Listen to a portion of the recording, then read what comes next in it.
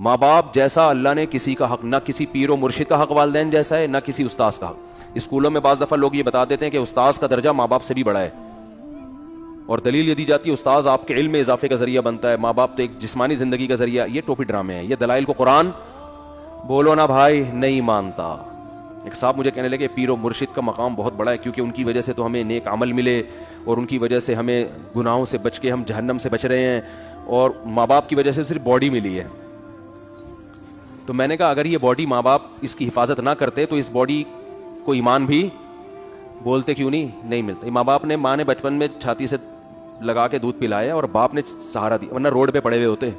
پھر پیر صاحب سے کہتے اس مرید کو اٹھا کے لے کے نیک بناؤ ٹھیک ہے نا۔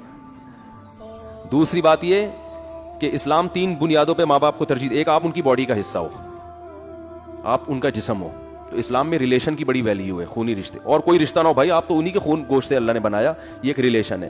دوسرا ریلیشن کیا ہے؟ ان کی وجہ سے آپ کو حیات ملی، زندگی ملی۔ تیسرا ان کی جو احسانات اور ان کی جو محبت ہے نا، وہ شیخ تصور بھی نہیں کر سکتا۔ میں لوگوں سے اکثر کہتا ہوں کہ یار، بلکہ بڑا بھائی بھی، وہ بھی زیادہ آگے ہوتا ہے۔ میں لوگوں سے ایک بات کہتا ہوں، جو اپنے پیر و مرشد کو والدین پر یا ان خونی رشتوں پر ترجیح دیتے ہیں، دیکھو ادب احترام تو پیر و مرشد کا کریں آپ، وہ تو ٹھیک ہے، محبت بھی کریں، اس نے آپ کو دین سکھائے، لیکن قرآن بار بار کہہ رہا ہے اولو الارحام جو ہے نا، قریبی رشتے، ان کا حق بولو بھائی۔ آپ کے بھائی کو پیسوں کی ضرورت ہے، پیر صاحب کو بھی، تو اسلام کیا کہتا ہے کس کو دو گے؟ بھائی کا حق پہلے، ابا تو اور ہی پہلے ہیں۔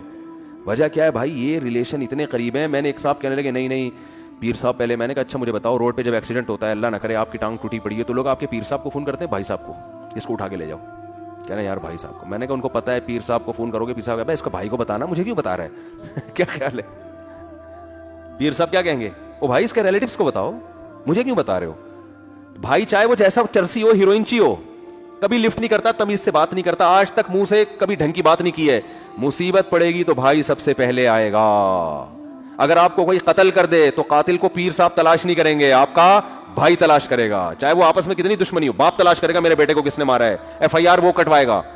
پیر کا اپنا مقام ہے، سب کچھ ہے، لیکن بھائی یہ بھی بہت بڑے رشتے ہیں۔ آج بعض دفعہ لوگ ایک طرف غلو کر کے ان رشتوں کو بھول جاتے ہیں، باپ کی جوتیاں نہیں سیدھی کرتے، پیر صاحب کی کر رہے ہوتے ہیں، وہ پیر صاحب کی بھی کرو، ابا کی بھی کرو۔ تو خیر، تو یہ پیپر اللہ نے ہمیں دیا، اس میں رشتہ داروں کا حق بتایا، اس میں استاذوں کا حق بتایا، اس میں علماء کا حق بتایا، اس میں بہت ساری ڈیٹیل ہے، وہ سیکھو، پھر سیکھ کے لوگوں کو بتاؤ، اس پر عمل کرو۔ پھر اس میں اللہ نے بتا دیا کہ بھائی 100% نمبر جو لے گا وہ والسابقون السابقون میں ہے، اور اگر 100% نہیں بھی آئے تو نیکیوں کا پلڑا جھک بھی گیا تو غریبی میں کیا کر دوں گا؟ وزن اگر زیادہ ہو گیا نا نیکیوں کا، بخش دوں گا۔ لیکن یہ نہیں بتایا کہ نیکی کا وزن کیسے زیادہ ہوتا ہے اور گناہ کون سا وزنی ہوتا ہے۔ اس لیے ہر گناہ سے بچنا ہے اور ہر نیکی کو کرنے کی کوشش کرنا ہے، کیونکہ بعض دفعہ ایک گناہ اتنا بھاری ہو جاتا ہے آپ ہلکا سمجھ رہے وہ نیکیاں کھا جائے گا، بعض دفعہ ایک نیکی اتنی بھاری ہوتی ہے گناہ کھا جاتی ہے، اب آپ کو پتہ نہیں کون سی نیکی بھاری کون سی، تو ہر گناہ سے بچنا ہے اور ہر نیکی کی کوشش کرنی ہے۔ تو یہ بہت سارے احکام ہیں جو اللہ نے دیے ہیں۔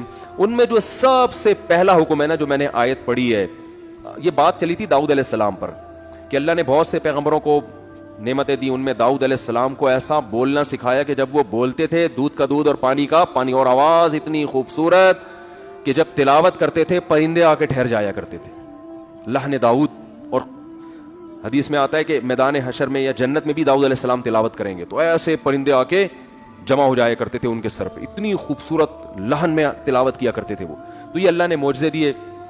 تو بات یہاں سے چلی تھی کہ اللہ تعالیٰ اپنے پیغمبروں سے کسی جو کلام ڈیلیور کرتا ہے وہ کبھی تو فرشتہ بھیج کے، کبھی براہ راست ہم کلام ہو کے، کبھی خواب کے ذریعے، جیسے ابراہیم علیہ السلام کو خواب آیا تھا کہ بیٹے کو ذبح کر رہا ہوں، تو یہ بھی وہی تھی، پیغمبر کا خواب وہی ہے۔